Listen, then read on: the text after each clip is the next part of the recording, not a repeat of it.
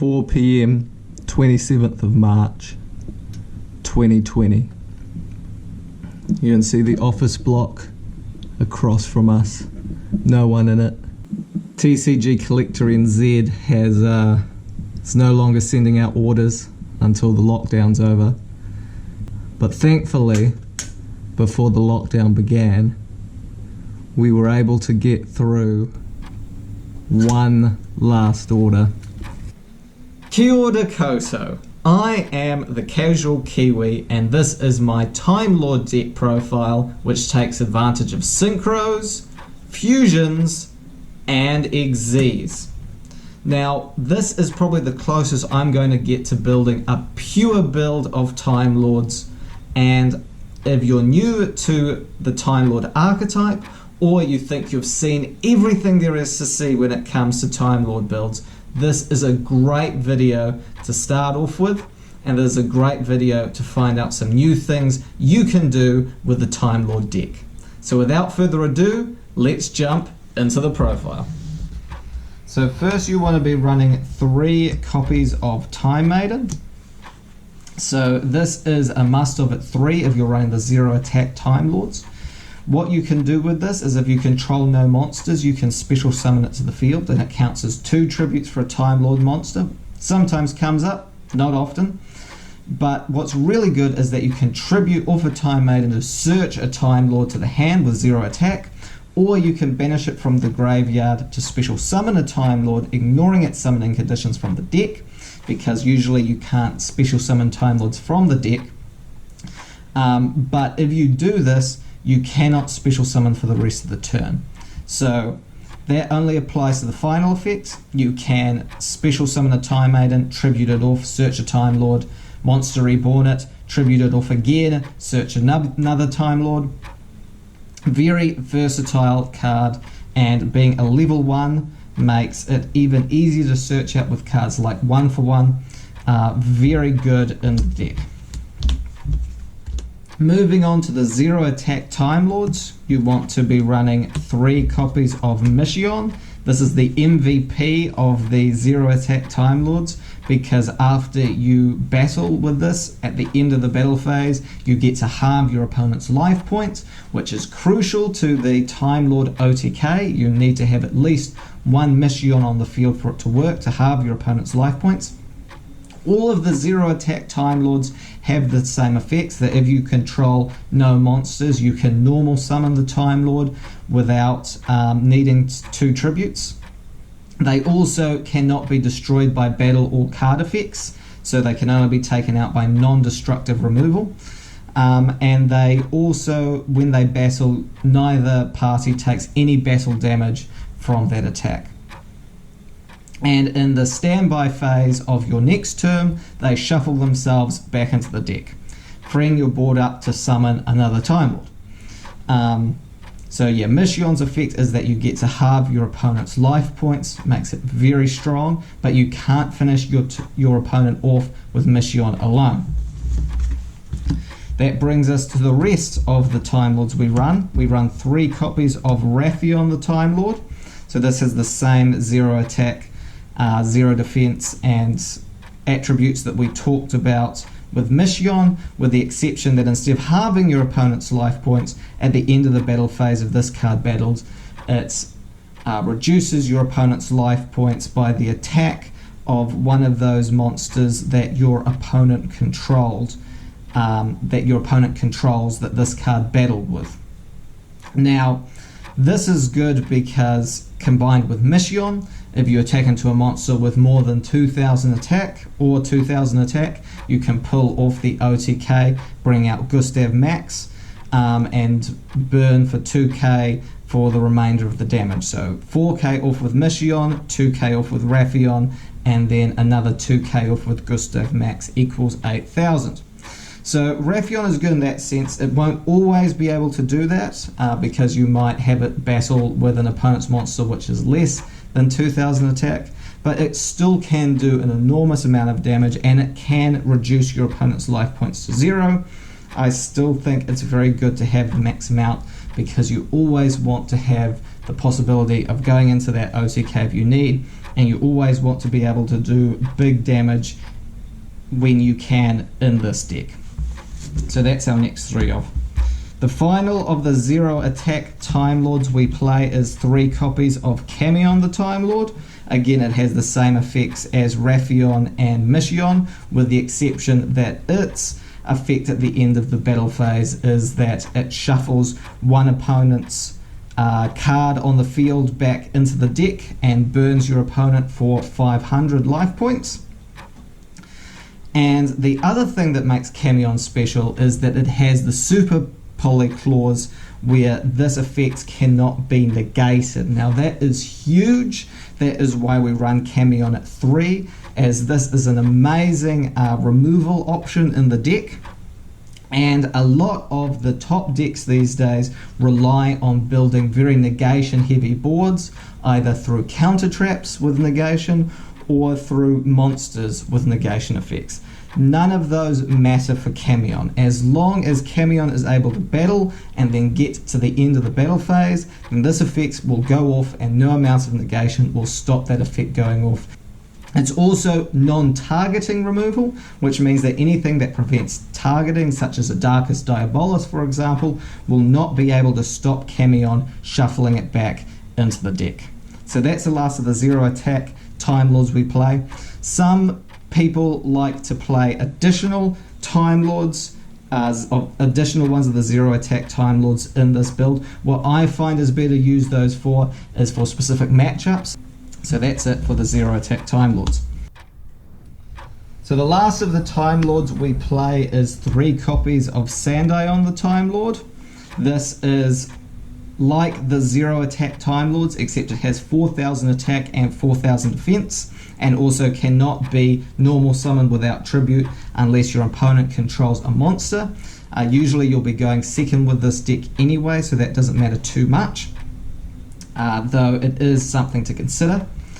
Sandion has the ability to beat over monsters because it has 4,000 attack obviously, but like the 0 attack Time Lords, neither player takes battle damage involving attacks with this monster. Also, it cannot be destroyed by battle or card effects.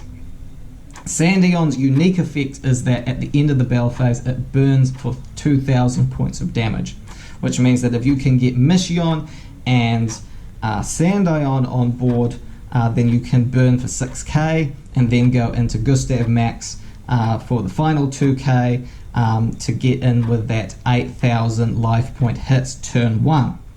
Very important Time Lord, cannot be searched with Time Maiden, but excellent in the deck, and because it can't be searched, definitely a must-have at 3.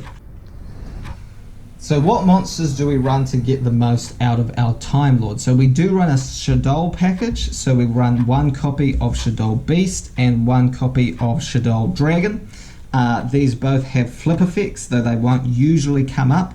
The key things you'll be doing with these is sending them to the graveyard of Shaddoll Fusion, and if you send Shaddoll Beast you get to draw 1 card, and if you send Shaddoll Dragon you get to destroy a spell or trap card on the field. Now this is the point where the monster lineup will begin to differentiate from what you might have seen in a lot of Time Lord Shaddoll Kaiju builds, because we don't actually play Kaijus.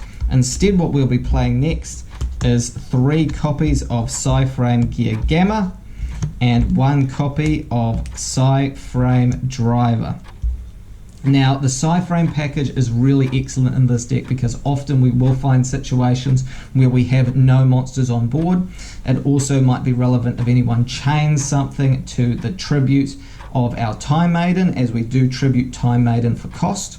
And the Gammas basically negate a monster effect on the field and then special summon themselves along with Psy-Frame Driver. And from that point, if it's on our turn, we can then go into some synchro plays in this deck as well. And we have another card to supplement synchros as well. So the final 3 monsters we play are 3 copies of Hop Ear Squadron. Now this card really opened up a whole new way to take this deck for me when I saw it. And essentially it's a hand trap that during your opponent's main phase quick effect allows you to target 1 monster you control on the field, special summon Hop Ear Squadron, and then immediately synchro summon with the targeted monster. So this allows you to go into synchros on your opponent's turn and basically allows you to get around a lot of the issues you might have with Timelords. For example, your opponent may be able to negate the effects of one of your Timelords, and then you have a 0 attack Timelord with no effects sitting in attack position on the field. You can summon Hop Ear Squadron and go into Final Sigma with it. And now you have an unaffected 3k beta, which cannot have its effects negated while it's in the extra monster zone. Another issue Time Lords can have is that they can't special summon the turn that they use Time Maiden's Graveyard effect to banish itself. But what you can do is then use the synchro summons of Hop Ear Squadron on your opponent's turn rather than your own to avoid any sort of clash. This also finally gives Time Lord decks access to Vorpgate, which is the one synchro Time Lord that we have at the moment, which is a manga promo and that we do play in this deck, as you would have seen at the start of the video. And Hop Ear Squadron is what makes that possible, along with the Shaddoll engine. So that's it for the monsters. Onto the spell lineup. So first you want to be running 3 copies of Shaddoll Fusion. This is what allows you to go into all of your Shaddoll monsters. And essentially when your opponent controls a monster special summon from the extra deck, you're able to use materials from your deck to special summon a Shaddoll monster. So usually you'll be going a Shikanaga, but you also have other options. And even if your opponent does not control a monster from the extra deck, if you draw your Shaddoll Beast or your Shaddoll Dragon, then you're able to use this with cards in your hand. So very useful.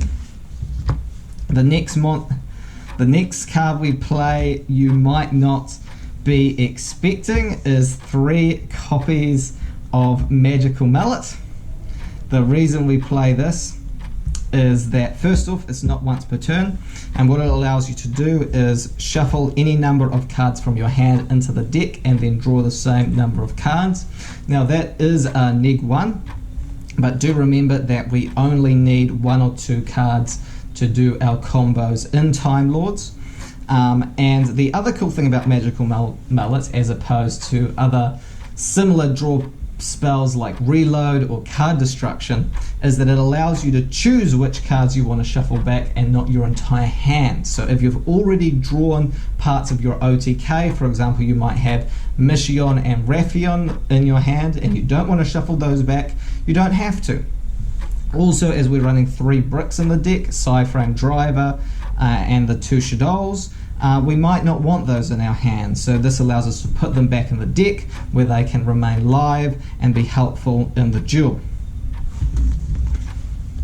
We then play 3 copies of Celestial Transformation, which allows you to special summon 1 fairy monster from your hand. Its attack is halved and it's destroyed in the end phase. The thing is though is that Time Lords can't be destroyed, so they will not be destroyed by Celestial Transformation's effect. And this is the 3rd component of the Time Lord OTK. So this is definitely vital in the deck. It's amazing, it's what gives access to that OTK, and I wouldn't run any less than 3. In addition to the 3 Celestial Transformations, we also play 1 copy of Summon Dice. So Summon Dice is great because If you roll a 1 or a 2, then you can immediately normal summon a monster from your hand. If you roll a 3 or a 4, then you can special summon one monster from your graveyard. And if you roll a 5 or a 6, you can special summon one level 5 or higher monster from your hand. And you can only use summon dice once per turn. Now the reason this works really well in Timelords is because all of your Timelords are over level 5, so there's no issue special summoning there. All of them are able to be normal summoned usually, as long as you have no monsters on the field. So remember that sometimes that's where you might get trouble with this card. And also bringing back a monster from the graveyard, usually if your opponent's onto it, you'll end up with a Time Lord in the graveyard, or you'll end up with a Time Lord in the graveyard of Shaddoll fusion, or you'll end up with a Time Maiden in the graveyard, which you can special summon back with this in order to get another search. So almost always this will be doing something for you, and in the best case of circumstances, this can allow you to go into the OTK the same way you might with Celestial Transformation. So definitely worth trying out in the deck. I won't say it's for everyone. It does have that chance element, but if I was to play any card as an additional Celestial Transformation, this is the closest we've got at the moment. So then for the rest of our one-offs, we run 1 for 1. This is just to special summon a Time Maiden from the deck by discarding a card. We run 1 copy of Foolish Burial. You can use this to send Time Maiden to the graveyard. You can also use it to send one of your Shaddolls to the graveyard. You run 1 copy of Slash Draw. You'll want to take this out if you end up going first. The only thing is that your opponent does need to control something for you to use this. So if you're going first, you will want to side this card out. You then want to be playing 1 copy of Monster Reborn, just because it's another way for you to get a Time Lord or a Time Maiden back on board. You play 1 copy of Emergency Teleport, which allows you to special summon a level 2 Psychic Tuner from the deck, and it is a quick play as well. There's another way to make use of your Gammas if your driver does end up being banished. Might not have mentioned it earlier, but at the end phase of the turn you've activated side frame Gamma, the Gamma and the driver will be banished. So that's it for the one-of spells, and then we play 1 trap, and that is Red Reboot. Sadly this card is at 1, but it is a fantastic card because it's a counter trap. You can activate it from hand at the cost of half your life points. Basically, if your opponent has activated a trap, then it resets that trap without activating it, and then they can add another trap to their back row. The reason this is so good in Time Lords is because one of the key ways that Time Lords can lose is if their opponent has something like an Infinite Impermanence that they can set off when you're attacking with your Time Lords, or they have something like a Drowning Mirror Force, a great way to protect yourself from those type of situations. So it's the 1 trap we run in this build. So moving on to the extra deck, we play 3 2-ofs, so 2 copies of Super Dreadnought Rail Cannon Gustav Max, 2 copies of El Shaddoll Shikanaga, and 2 copies of Geomathmech Final Sigma. Absolutely beautiful card there. Now, these are the only 3 we run as 2-ofs because these are the ones we're mostly going to be using. Super Cannon Gustav Max is the final part of the Time Lord OTK. Detach a card in order to burn for 2000 damage, as simple as that. So El Shaddoll Shikanaga is the Earth Shaddoll fusion, and you can special summon it by sending an Earth monster and a Shaddoll monster to the graveyard. Fusion summon it with Shaddoll fusion. And apart from being a level 10 fusion, which makes it really easy to help you go to Gustav Max and having a pretty solid 2600 attack, 3000 defense, it also does have an effect that if you have a Shaddoll card in your hand, so it doesn't have to be a monster, then you can negate the effect of a special summoned monster on the field, and then If you do, you destroy it and you discard one Shaddoll card from your hand. A lot of Time Lord builds I've seen really rely heavily on finishing up on Gustav Max and getting in that final 2k damage. What I really like about this build is that you can instead go for Geomathmech Final Sigma, which is really easy to get out because you play level 2 tuners. And you also play a lot of level 10 monsters, which can allow you to go into this. While it's in the extra monster zone, it is unaffected by card effects except for Mathmech card effects.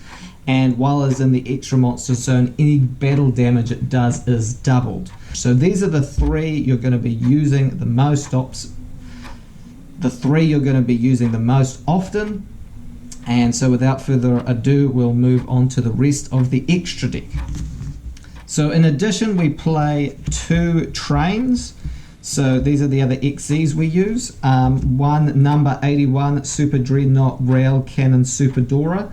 This can detach a card in order to make it unaffected by other card effects, or to make another monster unaffected by other card effects if you know this is going to get beat over and you want to protect a Time Lord, for example. It has a really beefy 3200 attack and 4000 defense, which makes it a great body and a good option to go into if you don't have quite enough burn damage to win with Gustav Max. You can also overlay on top of either Super Dora or your Gustav Max to go into Super Dreadnought Rail Cannon Gustav, Super Dreadnought Rail Cannon Juggernaut Libre, and this has a base 4000 attack, 4000 defense, and you can detach a monster to bring that up to a further 6000 attack if you really need those extra attack points. And depending on the number of materials it has on the card, can make that many attacks. So that's it for the XZs. We then run 2 additional fusions. We run 1 copy of El Shaddoll Construct and, unusually, El Shaddoll Wendigo. Now, El Shaddoll Construct you see a lot more commonly. What's great about it in Time Lords is that you can use El Shaddoll Fusion to send a Time Maiden to the graveyard as your light monster, in addition to the Shaddoll monster needed for its fusion summon, which sets you up for following turn's plays. It's also a level 8, which means that you can use this to go into the Timelord Synchro Vorpgate, which we'll be discussing soon. This is probably the easiest way to get into it, is using Construct. The other one we use is El Shaddoll Wendigo, but the reason we run it mostly is it's a level 6 and we do run several level 8 synchros. It's a really fantastic package overall. So that's it for the fusions. We then run 3 additional synchros. Frame Lord Omega. Thanks to Hop Squadron, we can make this turn 0 after gammaing our opponent. It's fantastic as well in Time Lords. It's fantastic as well in Time Lords because in addition to its effect where it removes itself from play along with an opponent's card from their hand until your next standby phase, what it can also do is during your opponent's standby phase is it can put 1 banished monster back in the graveyard. So you can use this to actually put Time Maidens you've banished back into the graveyard and reuse them again. Gameplay is our alternative level 8 Draco Berserker of the Tenyi. This has a really great monster negation that if a monster effect is activated, then it can negate it. Simple as that. It can also, if it destroys a monster by battle, it can gain half of that monster's attack points, I think it's original attack points, and then make a second attack on a monster. Finally, so that's it for the level 8 synchros. Then we play 2 level 10 synchros. We play, first of all we'll talk about this one, which is Tyrant Red Dragon Archfiend. It is generic in that it can be made with 2 tuners and another non-tuner monster, and basically it nukes the board, so it destroys all other cards on the field. and then it becomes the only monster. It becomes the only monster that can attack that turn, but it does have a beefy 3500 attack. And also, if your opponent activates any effects during the battle phase, it activates a spell or a trap during the battle phase, then you can negate that. The other level 10 we play is Timelord Progenitor Vorpgate. Conventional wisdom says you can't play this Time Lord in a Time Lord deck because it's a level 10 synchro. How do you make a level 10 synchro in a deck that's full of level 10s? Well, the way you get around that is with the Shaddoll package and with Hop Squadron. So this can be amazing to bring out.